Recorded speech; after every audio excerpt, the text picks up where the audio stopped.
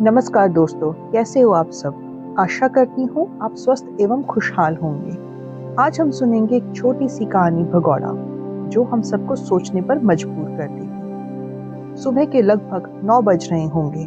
दिसंबर का महीना था। रजाई से निकलने के लिए हिम्मत बटोरनी पड़ती थी। जाग तो वैसे हम दोनों ही गए थे, पर उठे कौन? जो पहले उठेगा वही चाय बनाएगा। पति पत्नी भले ही पूरी जिंदगी लड़ते झगड़ते बिता दें, पर उनका बुढ़ापा सच्चे दोस्तों की तरह होता है। लगता है आज भी बुढ़ऊ को चाय हमें ही बनाकर देनी पड़ेगी। हार कर मैंने रजाई को अपने ऊपर से निकाल कर बिस्तर पर ऐसे फेंका, जैसे कोई सैनिक दुश्मन पर बारूद का गोला फेंकता है। उठकर शरीर को ताना ही था कि लगा कोई जोर जोर से गेट बजा रहा है। शॉल ओढ़ी, बाहर निकल कर देखा, एक दुबला पतला सा सांवले रंग का, सिर्फ एक फटी बनियान और हाफ पैंट पहने, ठंड से कांपता करीब 10-12 साल का लड़का खड़ा था। मैडम जी, बड़ी ठंड है, मैं मर जाऊंगा। आप एक कप चाय पिला दें, भगवान आपका भला करेगा। चाय के बाद आप घर का जो भी काम कहेंगी मैं सारा कर दूंगा। मेरे मन में वात्सल्य भाव जाग गया। मेरे बच्चे विदेश में है ना। मैंने कहा, रुक थोड़ी देर बैठ, अभी आती हूँ। सबसे पहले उसके लिए पतिदेव की पुरानी स्वेटर और गर्म पजामा ले आई। कहा, पहन इसे पहले, फिर चाय भी दूंगी। उसने वो कपड़े उसी समय पहन लिए। मेरे भी बूढ़ी हड्डियों में स्फूर्ति आ गई थी।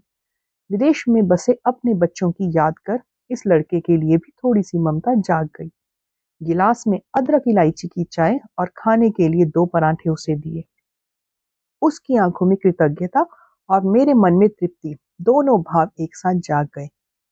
मैंने पूछा, नाम क्या है तेरा? वह बोला, माधव। माँ बाप हैं? तुम पढ़ते हो? कहाँ रहते हो?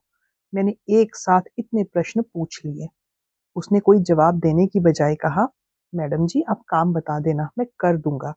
यह कहते हुए चाय और पराठे पर पिल पड़ा।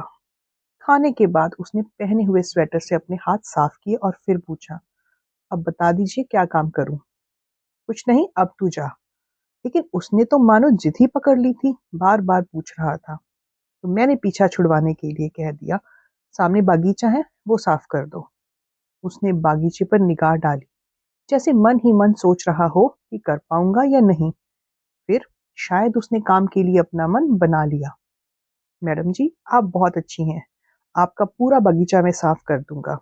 बस मुझे 100 रुपए और दे देना। अपनी छोटी बहन के लिए समोसा और जलेबी ले जाऊंगा, और बापू के लिए खांसी की दवा। मैंने उसे रुपए दे दिए। 100 रुपए फटाफट उसने अपने पजामे की जेब में रख लिए और झाड़ू उठाकर काम पर लग गया। मैं अंदर चली गई और अंदर जाकर मैं अपने किचन और सफाइयों में जुट गई। करीब 1 घंटे से ऊपर हो गया था। बाहर उसकी कोई आवाज नहीं आ रही थी। मुझे लगा चाय और रुपए मिलते ही भाग गया होगा। पेट भर गया, तन भी ढक गया। बाहर आकर देखा तो उसने बागीचे की सफाई, निराई और गुड़ाई कर दी थी।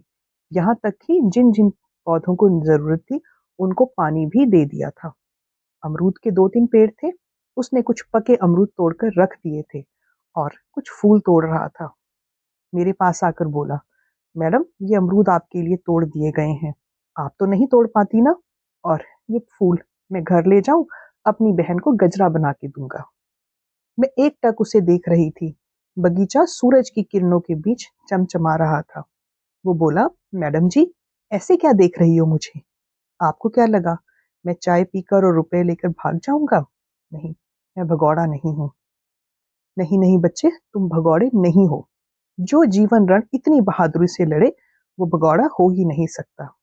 मैंने लिफाफे में उसे अमरूद और फूल दोनों डाल के दिए और उसको जाते देखती रही। तो दोस्तों, ये थी आज की कहानी। कहानी कैसी लगी हमें कमेंट करके जरूर बताइएगा। अगर कहानी अच्छी लगी तो इसे लाइक कीजिए और शेयर कीजिए, और ऐसी ही और बेहतरीन कहानियां सुनने के लिए चैनल से जुड़े रहिए। तब तक अपना ध्यान रखिए। धन्यवाद।